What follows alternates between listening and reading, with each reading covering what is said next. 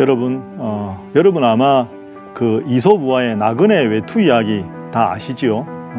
나그네 외투를 강한 북풍이 벗기느냐 따뜻한 햇볕이 벗기느냐 이 이야기입니다. 결과가 어떻게 됩니까? 서로 내기를 해서 누가 더 힘이 강한가 했는데 강한 북풍이 세차게 불었지만 그 나그네 외투를 벗기지 못하고요. 나그네는 다 추우니까 이렇게 옷깃을 여미게 되죠. 따뜻한 태양 차례가 되었을 때 그 태양이 따뜻한 햇볕빛을 계속 비치니까 더웠던 나그네가 그 나그네 외투를 벗깁니다. 이게 우리가 잘 알고 있는 나그네 외투 이야기입니다.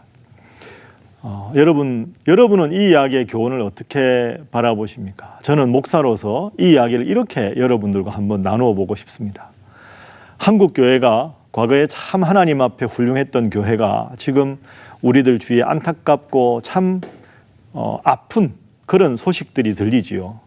그런 아프고 안타까운 소식들을 하나하나 강하게 지적하는 것, 비판하는 것 분명히 필요합니다. 그걸 통해 우리 한국교회가 더 성숙할 수 있기 때문이죠. 그게 강한 북풍을 이렇게 불어서 나그네 외투를 벗기려는 시도라면 그와 더불어 또 하나 꼭 필요한 게 있다고 생각합니다. 그게 뭘까요? 따뜻한 햇볕을 계속 비치는 거죠.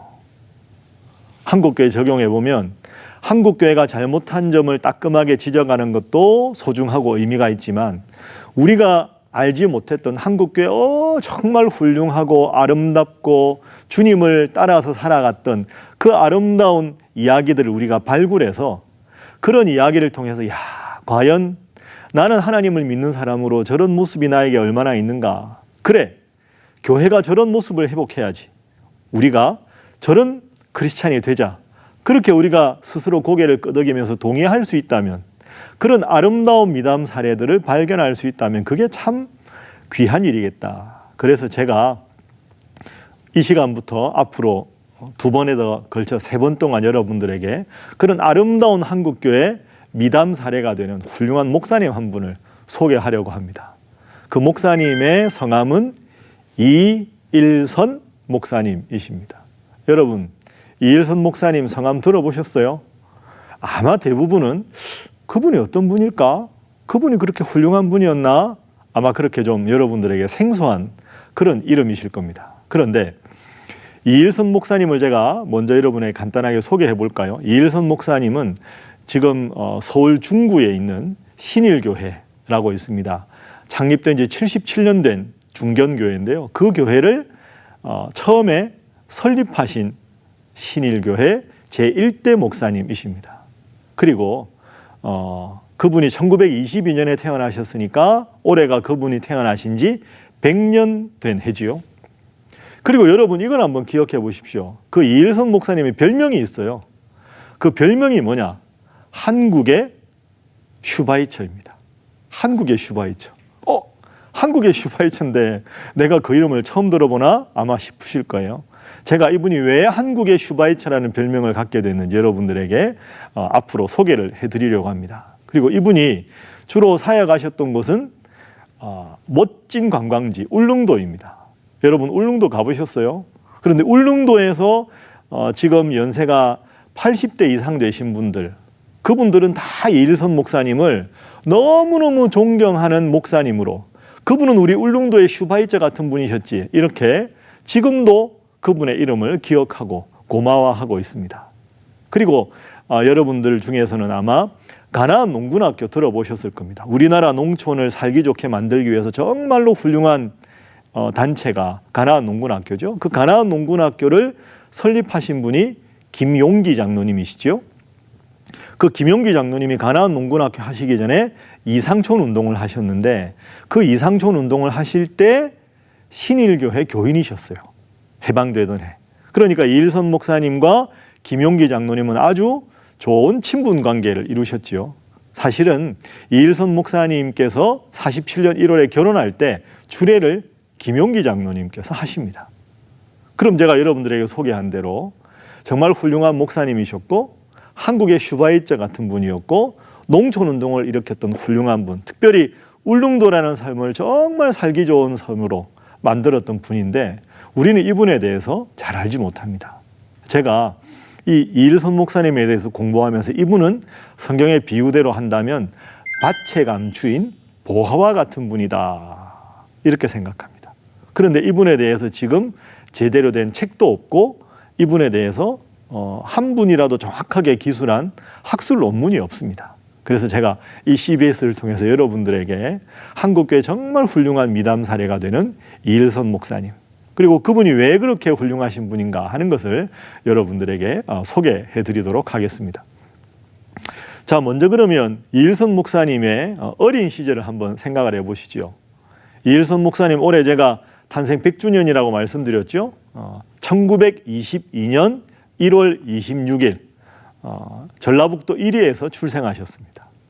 이일선 목사님 어머님이 계신데요. 강신성 여사님이십니다. 이제 연세가 드셔서 권사님이 되셨죠.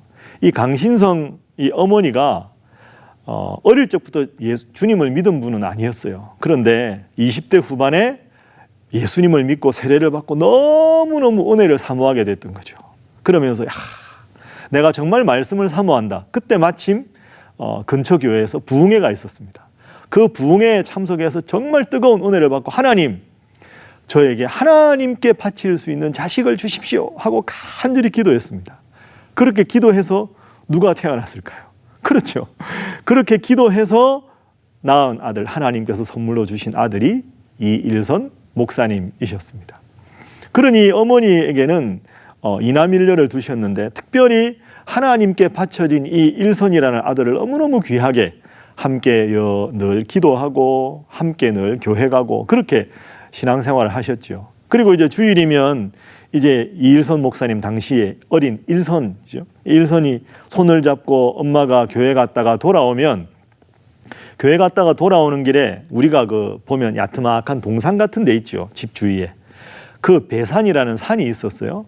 이제 그 바위산에 올라가서 엄마가 이 아이를 위해서 머리에 딱 손을 얹고 기도하는 겁니다. 하나님, 우리 아들 일선이가 하나님 말씀 잘 전하는 훌륭한 사람이 되게 해주십시오.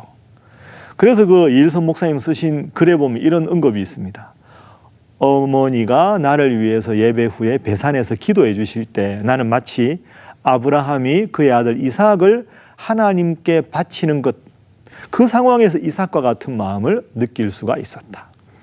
그래서 배산에서 이제 때로 어머니와 열심히 기도하고, 그리고 이제 예배 끝나고 집에 와서 뭐 할까요? 집에 오면 이제 가족들이 있을 거 아니에요? 그러면 그때 당시에 덮고 자던 이불 있지요. 그 이불을 이렇게 접은 거예요. 그러면 이제 방 바닥보다 이불을 접었으니까 이불이 높잖아요. 여기 이제 어린 일선이 탁 올라가는 거죠. 거기서 뭘 하느냐? 오늘 주일 오전에 목사님 설교 드렸던 걸 그대로 암송을 해서 집안 식구들 놓고 거기서 설교를 하는 겁니다. 기록에 의하면 토시 하나 틀리지 않고 정확하게 목사님 설교를 그대로 암송해서 설교를 한 거죠. 가족들이 깜짝 놀랍니다. 이야, 우리 일선이가 앞으로 목사님 되겠다. 그래서 이 일선 목사님 어릴 적 별명이 뭐였냐 하면 알 목사였어요. 알이 뭘까요? 그 알, 계란 같은 알, 영어로 에그지요. 그래서 알 목사, an egg pastor.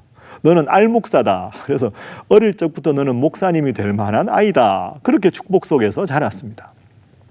그런데 이일선 목사님은 참 가난하게 자라셨어요. 초등학교 때부터 아버님 병환이 있으시고 너무너무 가난하게 자라시다가 중학교 때 서울로 올라옵니다. 그래서 한영중학교를 다니게 되죠. 그런데 그 한영중학교에서 기독교 잡지를 발간을 해요. 부활이라는 잡지를. 그런데 그 워낙에 공부도 잘하고 총명하니까 그때 당시 그 학교의 교목 목사님이 일선아, 너 이 책을 좀 보고 이런 원고를 교정하라 하고 받은 책이 있었어요. 그 책이 뭡니까? 슈바이처의 생애와 사상. 그 책을 읽다가 이야, 슈바이처 같은 이런 훌륭한 하나님의 사람이 내가 되어야 되겠다. 그렇게 마음에 결심한 게 이일선 목사님이 17살 중학생 때였어요. 그리고 특별히 그 슈바이처의 생애와 사상에 정말 목사님이 가슴 뭉클하고 뜨거웠던 대목이 있어요. 제가 그 대목을 그대로 여러분들에게 소개해 드리겠습니다. 작은 물방울은 아무런 힘이 없다. 그러나 그 물방울이 기관차 속에서 끓으면 큰 기차를 움직일 수 있고, 그 물방울이 바위돌 속에서 얼면 큰 바위돌을 파괴할 수 있다. 그 말을 그 글을 읽는 순간 너무너무 벅찬 가슴으로 그렇구나. 내가 하나님 주시는 이상을 마음에 품고 그 이상을 이루기 위해서 열심히 열정을 가지고 노력하면 나도 슈바이처 박사님 같은 사람이 될 수가 있겠다. 이 마음을 평생 우리 이일선 목사님이 중학교 때부터 갖게 됩니다. 그래서 이상을 향한 열정, 이상을 향한 의지, 그걸 가지고 내가 열심히 생활을 해야 되겠다. 이렇게 생활을 하는 거죠. 그렇게 중학교를 졸업을 하게 되고 그 이후에 이제 우리나라가 해방이 됩니다. 1945년이죠. 1945년 해방될 때 그때 당시에 이일선 목사님께서 신학교를 입학하게 됩니다. 그런데 신학교를 입학하게 되는 특별한 하나님의 만남의 경험이 있습니다. 만주에서 이제 돌아오던 길에 여러분 아시죠? 일본이 전쟁 물자를 이제 철이라든지 쇠라는 걸 공급하기 위해서 예배당의 그 종 있잖아요. 그걸 다 압수해서 강제로 가져갔잖아요. 근데 어느 시골 마을을 이렇게 지나가는데 예배당에 있는데 종탑이 있어요. 근데 종탑이 종각은 있는데 종이 없어요. 일제가 곡물로 착취를 해갔으니까.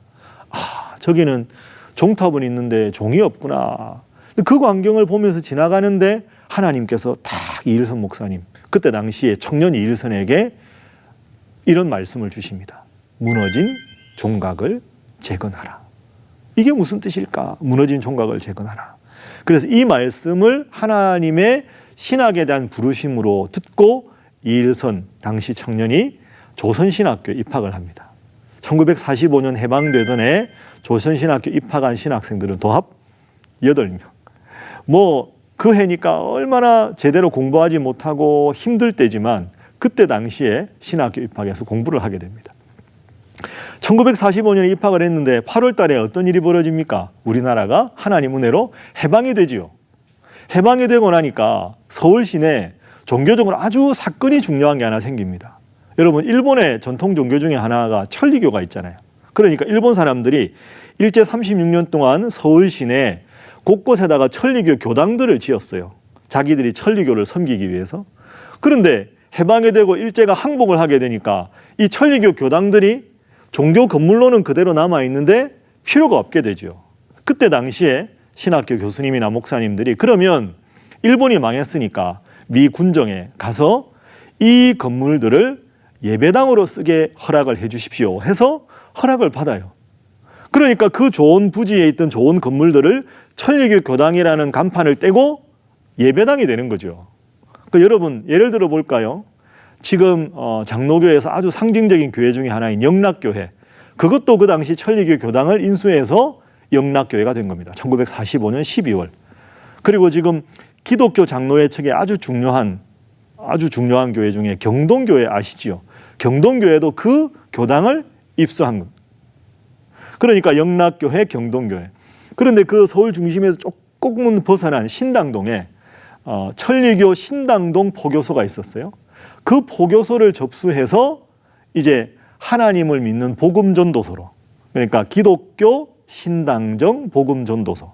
우리가 동이라고 하지만 일본은 정이라고 당시 불렀죠. 그래서 신당동 천리교 포교소를 당시 이일선 신학생이 받아서 기독교 신당정 복음전도소로 해서 예배당을 꾸린 겁니다. 그래서 신일교회 처음으로 예배드리는 것이 1945년 11월 18일. 그런데 건물에 있는데 아직까지 예배 나올 사람이 없잖아요. 그래서 어머니 강신성 여사 한 분 앉혀놓고 이일선 당시 신학생이 예배를 드린 것이 신일교회가 최초로 시작된 1945년 11월 18일입니다. 전도해야 될 거 아닙니까? 주님께서 제일 기뻐하시는 게 예배니까. 그런데 보니까 천리교 교당에 큰 북이 있어요. 그래서 이일선 당시 전도사가 큰 북을 메고 그 신당동, 그 당시 약수동 그 시장, 거기를 북을 퉁퉁 치면서 예수 믿으세요 하고 복음성가 부르고 예수 믿으라고 그렇게 이야기를 해요. 그러니까 주위에 있던 꼬마들이 아주 신기하다. 저 사람 북 치고 다니는데 따라가 보자. 그 따라와서 주일학교가 시작이 되는 거예요. 그런데 신학생 이일선 혼자서 장년 예배도 드려야 되고 새벽 기도회도 해야 되고 주일학교 하려니까 너무 바쁘잖아요. 그래서 신학교 아까 45년에 8명 입학한 동기 중에서 여학생이 있었어요. 오길화라는 이름을 가진 여학생. 그 여학생한테 날 좀 도와주시오. 우리 주일학교 반주자도 없고 주일학교 교사가 없으니 우리 교회 와서 나를 좀 도와주시오 해서 오길화라는 신학생이 1946년 여름부터 와서 열심히 이일선 신학생과 더불어서 교회를 합니다. 그러면서 이 두 분이 함께 동역하면서 서로 사랑하게 되죠. 그래서 1947년 이듬해 1월 1일에 아까 말씀드린 우리 김용기 장로님의 주례로 두 분이 결혼을 하게 됩니다. 그때부터 신일교회는 더 부흥하고 발전하게 됩니다. 1946년, 47년 쭉 발전하게 되죠. 그런데 이 이일선 이 신학생에게는 늘 마음속에 하나님께 대한 질문이 있었습니다. 하나님이 정말로 나에게 원하시는 게 무엇일까? 내가 이렇게 안정된 교회, 점점 부흥하는 교회에서 하나님 말씀을 안정적으로 전하는 걸 하나님 원하실까? 더 낮은 자리, 더 겸손한 자리를 하나님이 원하시진 않을까? 이 깊은 고뇌와 기도를 합니다. 그러다가 1950년 6월 25일 참 안타깝게도 6.25 전쟁이 납니다. 그러니까 6.25 전쟁이 나니까 이 이일선 전도사 내외도 부산으로 피난을 가게 되죠. 그런데 워낙에 이 이일선 전도사가 열정이 있으신 분이잖아요. 늘 북치고 전도하고 말씀 전하고 그러다 보니까 부산에 가서도 교회를 개척합니다. 그래서 1951년에 봄에 부산에 가서 신광교회라는 교회를 설립해서 또 거기서도 열심히 전도해서 교회를 잘 키워내게 됩니다.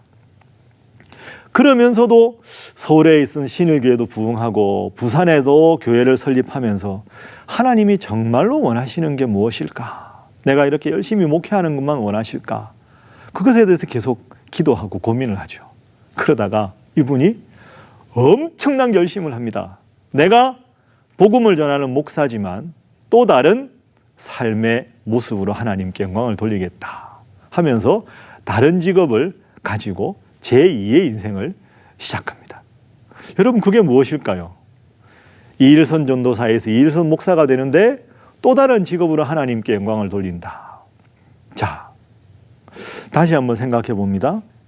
1950년 6월 25일에 전쟁의 포화가 온 나라를 집어삼키고 다들 괴로워하고 힘들어하고 교회들도 다 전쟁 때문에 부서지고 수많은 피난민들, 집 잃은 사람들, 가족 잃은 사람들의 상처와 울분과 괴로움 속에서 하나님이 원하시는 게 무엇일까? 그걸 고민하다가 어느 날 우리 이일선 전도사 그리고 오기라 사모 이 두 분이 서로 대화를 하게 됩니다. 그러면서 오기라 사모가 이렇게 묻죠.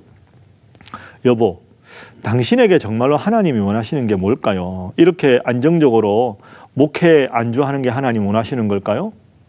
아니 당신 무슨 말을 그렇게 해요. 목회라는 게 얼마나 바쁘고 힘든 일인데 이 일만으로 얼마나 할 일이 많은데 그렇게 말씀하세요. 여보, 그런데 지금 교회가 부흥하고 있지만 하나님께서 정말로 원하시는 것이 이렇게 안정된 삶일까요? 하나님이 다른 걸 더 원하시지 않을까요? 더 힘들고 어려운 사람들이 이렇게 많아지고 있는데 더 낮은 자리에서 봉사해야 되지 않을까요? 여보, 나도 내가 중학교 때 고학할 때 17살 때 슈바이처의 전기를 읽으면서 슈바이처 같은 그런 사람이 되게 되려 하나님께 기도했어요. 나는 그 꿈을 포기하지 않았어요. 그때 오기라 사모가 말합니다. 여보, 그렇다면 지금이라도 의사가 되는 길을 한번 도전해 보세요. 아이들은 그리고 살림은 어떻게 하든지 제가 최선을 다해 볼 테니까 당신은 신학을 공부한 목회자의 일선이면서 동시에 슈바이처 박사처럼 하나님이 당신에게 꿈을 주셨는데 의사의 꿈을 포기하지 마세요. 그렇게 강하게 권합니다. 그래서 이 두 분이 부부가 열심히 기도해서 결심을 합니다. 어떤 결심을 할까요? 그래, 내가 의사가 되어야 되겠다. 그래서 1951년 3월에 당시 이일선 이 교역자가 서울대학교 의과대학에 입학을 합니다. 그래서 여러분 아시죠? 6.25가 났으니까 다 피난 갔잖아요. 그때 51년 당시에는 의과대학 학생들이 피난민 신분으로 피난처인 부산에서 전시연합대학을 구성해서 의과대학 학생들이 수백 명이 모여가지고 천막 치고 강당 같은 야외에서 강의를 들을 때거든요. 그때 51년 3월에 서울대학교 의과대학 입학해서 열심히 강의 듣고 그 다음 달 4월에 51년 4월에 부산 신강교회 개척해서 열심히 목회하고 그리고 집에서는 아빠로 남편으로 아들로 목회도 하고 의사 공부도 하고 가장의 일을 열심히 합니다. 그래서 결국 최선을 다해서 이 바쁜 와중에 열심히 해서 교회도 부흥하고 그리고 의사 공부도 마치고 그래서 1955년에 4년의 의대 생활, 학생 생활을 다 마무리하고 졸업을 하게 됩니다. 그럼 이제 어떻게 됐을까요? 목사 2일선 플러스 의사 2일선이 되었습니다. 자, 그러면 55년, 이제 전쟁이 다 끝나고 2년 후니까 전쟁의 참상도 있고 가난한 사람들, 특별히 우리나라 절대 인구가 농촌인데 농촌이 얼마나 열악하고 힘들었을까요? 이런 상황에서 하나님의 부름을 받아서 그 어려운 상황에서 신일교회를 설립하고 부산의 신광교회를 설립하고 훌륭한 목회자였던 이일선 목사님이 이제는 의사 이일선으로 또 다른 모습으로 하나님께 영광을 돌리게 된 거죠. 목사 이일선, 의사 이일선. 목사 이일선은 우리가 어느 정도 윤곽을 잡을 수 있는데 그러면 의사 이일선은 앞으로 하나님 앞에서 어떤 의사로서 살아가고 어떻게 하나님께 영광을 돌렸을까요? 여러분 궁금하시지요? 예. 다음 주 이 시간에 의사 이일선이 어떤 모습으로 살아갔는가 여러분과 한번 더 이 시간 공부해 보도록 하겠습니다.